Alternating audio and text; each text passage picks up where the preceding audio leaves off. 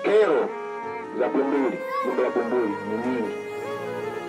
Unajua viongozi wengi hawataki kuambiwa ukweli, ila wanataka kusifiwa tu.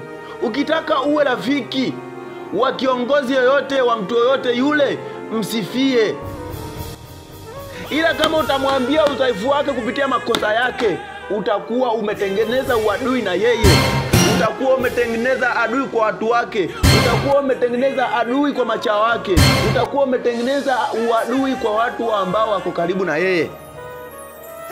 Mimi najua kuna wananchi wa Bumbuli wanamkubali sana huyu jamaa.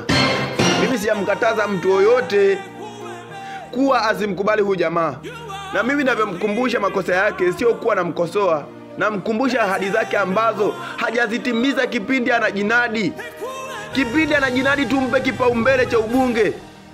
Klipu yake ya kujinadi nitaiweka mwisho wa hii video, akisema ndani ya jimbo hili kuna changamoto kibao.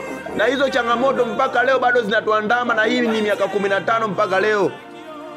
Sasa wewe unajitokeza, unaanza kututukana sisi, unaanza kututukana matusi kibao. Eti wewe unamkubali sana mbunge. Unajinadi kwamba unamkubali sana mbunge. Sisi hatujakuambia bro usimkubali huyo jamaa. Sisi hatujakuambia umchukie kwa sababu ya sisi tunamchukia. Eti unakuja unasema kwamba kama unaona hajafanya chochote, kachukue fomu ukagombee. Alafu hapo hapo ukasema hatuna elimu, kwanza hatujasoma. Ndio tukakwambia unaweza ukawa na degree na isikusaidie kitu chochote. Si unaelewa? Mtu yoyote yule anaweza kuwa yoyote bro. Sikia. Na sisi ni kama mafara tu, kwanza hatuna elimu. Kaka, dada, najua una upeo mdogo wa kufikiria. Ngoja nikuambie kitu hapa. Hapa sikutukani, ila nakukumbusha. Kwenye haya maisha usimlazimishe mtu yoyote ampende mtu kwa sababu yako. Na usimlazimishe mtu amchukie mtu kwa sababu yako. Mimi ninavyomwambia jamaa makosa yake, ninavyomkumbusha madhaifu yake, mimi sijawaambia msimpende kisa mimi simpendi. Usitake watu wampende mtu kwa sababu yako. Kama wewe unampenda, unampenda kivyako. Na usitake watu wamchukie mtu kwa sababu yako.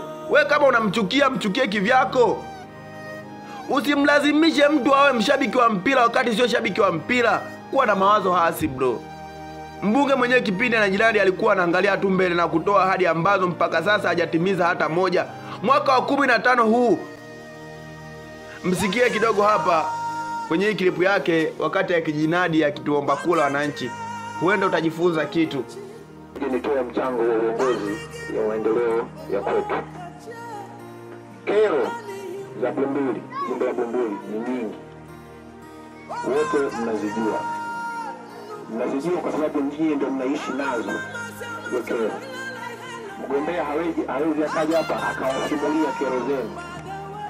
Wote mnazijua. Kina mama, mikopo, vijana, kopo, ajira, viwanja vya michezo viko vibaya, maji, umeme, kila kitu kwa kweli bado tuko nyuma. Sasa jamani, uongozi ni sawa na mbio za kupokezana vijiti. Inafika mahali mmoja anampa mwingine akimbie kwa kasi zaidi, atumie maarifa mapya ili kusukuma gurudumu la maendeleo mbele. Tumekuwa na mbunge kwa miaka 15. Anaomba tena awe mbunge kwa miaka 20. Ninachoomba kwenu ni kwamba mnisaidie hicho kijiti nikipokee mimi sasa. Kwamba siku zote mpende yule ambaye anakukumbusha madhaifu yako, kwa sababu huyo ni bora zaidi kuliko yule ambaye anakusifia tu muda wote, kwa sababu ameona kitu mbele, anashiba kupitia wewe, lakini haoni ule ujinga unaofanya. Siku ukipotea, siku ukija kudharaulika, yeye atasema kwamba mimi nilikuwa namwambiaga sana, kipindi hicho wewe haupo. Yuko na watu wengine. Huyo ambaye anakusifia huyo leo, usimwamini sana kwa sababu anashiba kupitia wewe. Mpende sana huyo ambaye anakukosoa madhaifu yako. Huyo ni bora zaidi kuliko wanaokusifia. Si unanielewa mkuu? Samahani kama nitakuwa nakukosea bana, lakini ndio uhalisia ulivyo. Binadamu wengi tunapenda tu kuambiwa ukweli, lakini hatutaki kuambiwa madhaifu yetu. Hatutaki kukumbushwa. Yaani hata kama ni shehe akitukumbusha msikitini kwamba wala hata klabu zina akaa nafaisha hasa bila zina. Hakika zina ni uchafu. Au hakika azinie na mke wa mtu, huyo ana dhambi. Lakini watu hapo hawataki. Unawaambia lakini bado wanafanya. Si unanielewa? Na hapo huwezi kunielewa. Kwa hiyo mkuu, tunavyokukumbusha kwamba jimbo la Bumbuli lina changamoto, lina miundombinu mibovu ya barabara, lina miundombinu mingi ambayo haijakamilika. Kuna vijiji bro havina umeme. Na pia ukifikiria mimi hapa ninazungumza naona kwa macho kwa sababu ni mwananchi wa jimbo hili.